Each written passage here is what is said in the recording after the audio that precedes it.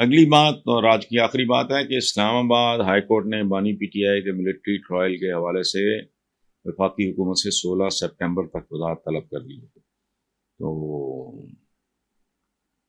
Justice گل حسن اورنگزیب نے remarks دیے کہ وزراء کی طرف سے بانی پی ٹی آئی کے ملٹری ٹرائل کی دھمکی دی گئی. بانی پی ٹی آئی سویلین ہیں، سویلین کا ملٹری ٹرائل درخواست گزار اور عدالت کے لیے باعث فکر ہے. اس ملک میں بہت کچھ باعث فکر ہے، بہت کچھ قابل غور ہے. میں حیران ہوں. ویسے بڑا حوصلہ ہے جی اس ملک کے جو کرتا دھرتا ہے، مجھے نہیں پتا کون ہے کیا ہے، ان کا بڑا حوصلہ ہے کہ ملک کو یہاں دیکھ کے بھی ان کی نیندیں نہیں حرام ہوئی. میرے جیسا ایک عام سویلین، سادہ عام شہری، ذات کا الحمدللہ کوئی پرابلم نہیں ہے. اس عمر میں میری صحت بھی بالکل ٹھیک ہے، سارا کچھ ہے الحمدللہ، اللہ کا بہت کرم ہے، احسان ہے، دوست احباب سب کچھ ہے. لیکن ایک ٹینشن ہے جو ہر وقت میرے دماغ میں، جو میں نے بات کی تھی کہ میں شفٹ کر رہا ہوں، اس میں چند ایک چیزیں ہیں جو آڑے آ رہی ہیں، وہ کوئی مسئلہ نہیں ہے، وہ دور ہو جائیں. تو یہ اندازہ لگیں. اور ایک بات میں آپ کو شاید پہلے بھی آپ کے ساتھ شیئر کر چکا ہوں، ملک چھوڑنے کی جو خواہش ہے اس کے پیچھے صرف اقتصادیات نہیں، اس ملک کے حکمرانوں کی اخلاقیات، عوام کی اخلاقیات، سڑکوں پہ آوارہ بے ہنگم ٹریفک، چوری چکاری، قتل ڈاکہ اور بارسوخ لوگوں کا دن دہاڑے چھٹ جانا. وہ جو بچہ پورا خاندان کھا گیا تھا نابالغ، اس کی بھی بیل چھیل ہو گئی ہے. ٹھیک، سب ٹھیک ہے، سب چلتا ہے. لیکن ایک بات یاد رکھنا، ہمارے آقا کا وہ عجیب وزڈم ہے اس میں کہ کفر پہ قائم معاشرہ زندہ رہ سکتا ہے، ظلم پہ قائم معاشرے زندہ نہیں رہتے. حمورابی کو مسلمان تو نہیں تھا، یا نوشروان عادل یا اس طرح کے جو لوگ ہیں بادشاہ تھے پاکستان، اسلام میں تو بادشاہ کی گنجائش نہیں ہے. لیکن جو شیر شاہ سوری کے واقعات ہیں بے شمار، جہاں یعنی بادشاہت بھی بابرکت ہوتی ہے اگر اس میں انصاف ہو. یہاں تو اس ملک میں تو سندھ سے شروع ہو جاؤ، کراچی پہنچ جاؤ، کراچی سے چلے جاؤ کوئٹہ پہنچ جاؤ، سب کی مثالیں آپ کے ذہن میں آ رہی ہوں گی. میں کن کی بات کر رہا ہوں، کن کا ذکر کر رہا ہوں. لاہور آ جاؤ تو فلانی جگہ چلے جاؤ، یہی کچھ ہے. اب چلتے ہیں جی پاکستان کے وہ جو رونا دھونا ہی ہے ہمارے پاس، اور وہ خیر کی تو خوبصورت خبر، تو پازیٹیو خبر، کوئی تعمیری خبر تو ہمارے نصیبوں میں نہیں رہ گئی. آج کی پہلی خبر ہے کہ جیل میں صحافیوں سے گفتگو کرتے ہوئے عمران خان نے کہا کہ سارے پاکستانیوں کو کہہ رہا ہوں کہ آزادی قانون کی بالادستی اور جمہوریت سے ملتی ہے. یہ طے شدہ اصول ہے. عمران نے تو ایک جملہ بولا، لیکن یہ تو ایک تھم رول نہیں ہوتا زندگی کا مہذب ملکوں میں، تو بالکل ہوتا. تو عوام کو نکلنا پڑے گا، اب جہاد کا وقت ہے. لیکن یہ ظاہر ہے یہ وہ اسلامک ٹچ ہے جہاد کا. جہاد تو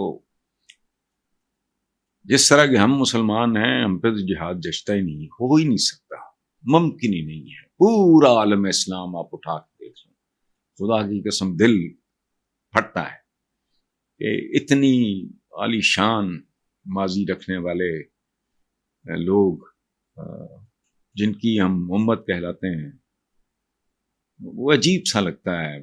پورا عالم اسلام دنیا میں آبادی میں دوسرا بڑا مذہب، اور حال دیکھیں آپ، جو آتا ہے روند کے گزر جاتا ہے. بہرحال اگلی بات انہوں نے کی کہ جس دباؤ میں صحافی رپورٹنگ کر رہے ہیں یہ بھی جہاد ہے. یہ بالکل درست بات ہے. عمران خان نے بالکل ٹھیک کہا، چونکہ جس طرح کے پریشرز ہیں، ہمارا ویور یا عام ریڈر جو ہے اخبار کا، وہ تصور بھی نہیں کر سکتا. علی امین گنڈا پور کو صحافیوں کے بارے میں ایسی گفتگو نہیں کرنی چاہیے. یہ بھی عمران خان نے بالکل درست بات کی ہے. لیکن ساتھ انہوں نے اپنے ساتھی کا ایک تھوڑا سا مان بھی رکھا ہے اور بھرم بھی رکھا ہے کہ علی امین گنڈا پور جوش خطابت میں بہت زیادہ بول گئے. حضرت علی کا ایک کال سنیں، کبھی کسی آدمی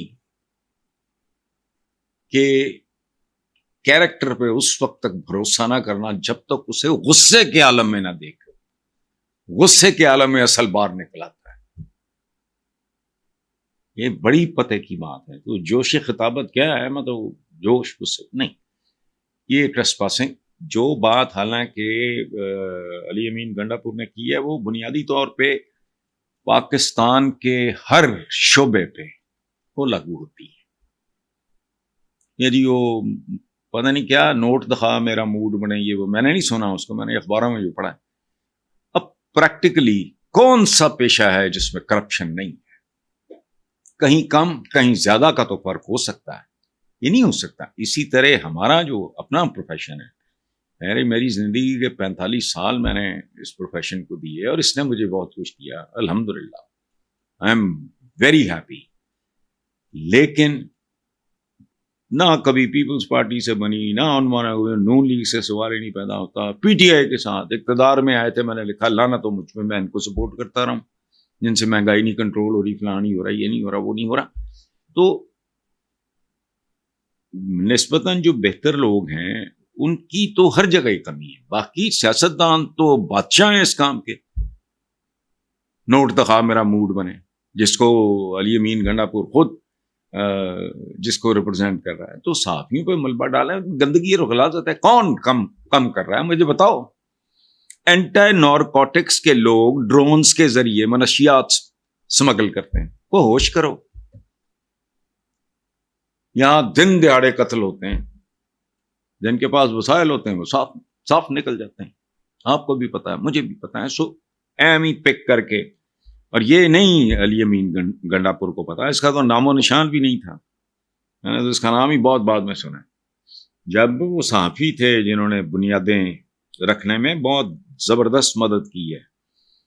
زیاد شاید کی جا کے کتاب پڑھو بڑے سینئر جرنلسٹ سے, مرحوم, پتہ لگے گا نام کس نے دیا ہوا ہے, پاکستان تحریک انصاف. تو اس لیے اس کو کرنا چاہیے. یا ایک کہتا ہے کہ بھئی ہر جگہ کی باقی جگہ کی کرپشن تو قابل برداشت ہو سکتی ہے, صحافت کو خیال کریں. کوئی اس طرح کی بات کرتا ہے, کوئی ڈھنگ سے سلیقے سے. آگے ہے جی, بیرسٹر غور نے کہا کہ انہوں نے 10 سپٹمبر کو کچھ نقاب پوش ہمارے اراکین اسمبلی کو گرفتار کرنے پارلیمنٹ کے اندر داخل ہوئے. 10 سپٹمبر کو ایوان کا تقدس پامال ہوا ہے اور اس کی انکوائری اور اس کی تہہ تک جانا لازم ہی ہوا. تو جب تک ایسا نہیں ہوتا اراکین پارلیمنٹ میں نہیں جائیں گے, ہمارے نام کمیٹی میں جب نہ جائیں. اس پارلیمنٹ نے دیکھو بات سن یار, خدا کا واسطہ کوئی پیشہ مقدس نہیں, کوئی کام مقدس نہیں ہے. استاد سبحان اللہ, میرے گھر میں آج بھی میرے اسکول ڈیز کے ٹیچرز کی, صوفی عبد الرحمان صاحب کی اللہ انہیں ذنی کا رحمت کرے, تصویریں لگی ہوئی ہیں. ان کو آتے دیکھ کے میرے والد گاڑی سائٹ پہ کھڑی کر لیتے, اسکول ڈیز کی بات کر رہا ہوں, اور اٹھ کے باہر گاڑی سے باہر نکل کے آ جاتے کھڑے ہو کے. وہ آہستہ آہستہ صوفی صاحب سائیکل چلایا کرتے.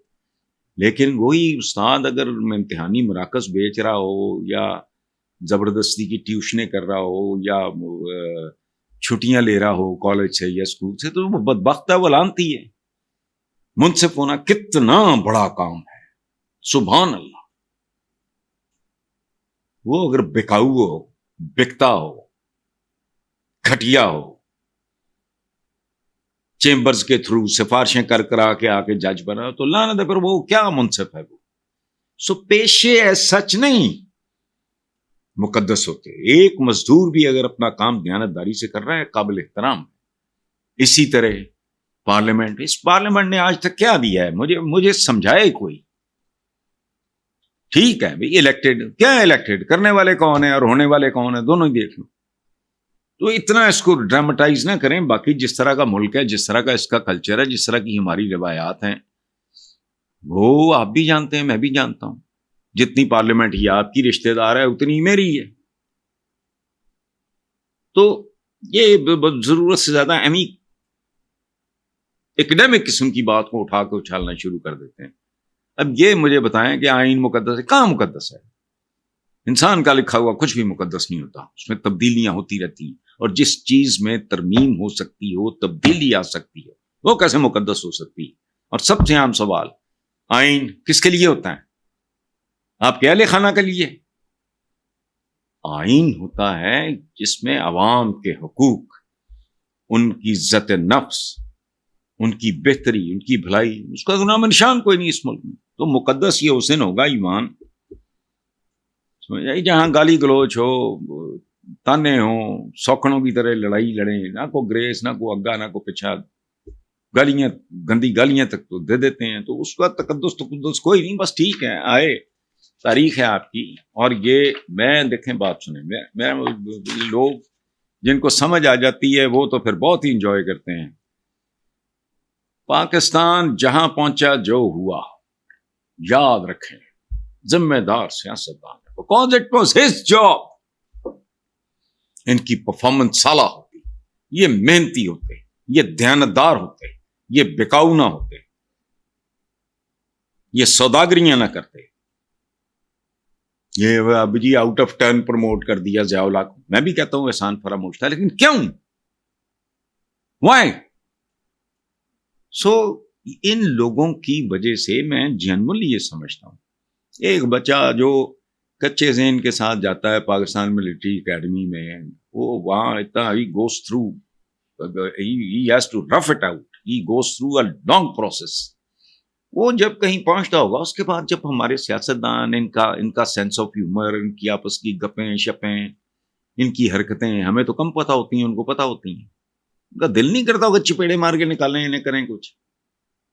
مطلب آرمی چیف آپ کا فضا میں ہے، پرویز مشرف صاحب کی بات کر رہا ہوں، تو آپ ایک پتہ نہیں کس کو بٹ صاحب وغیرہ کو لنڈے تو لے آ کے پپس لا دیں۔ بہرحال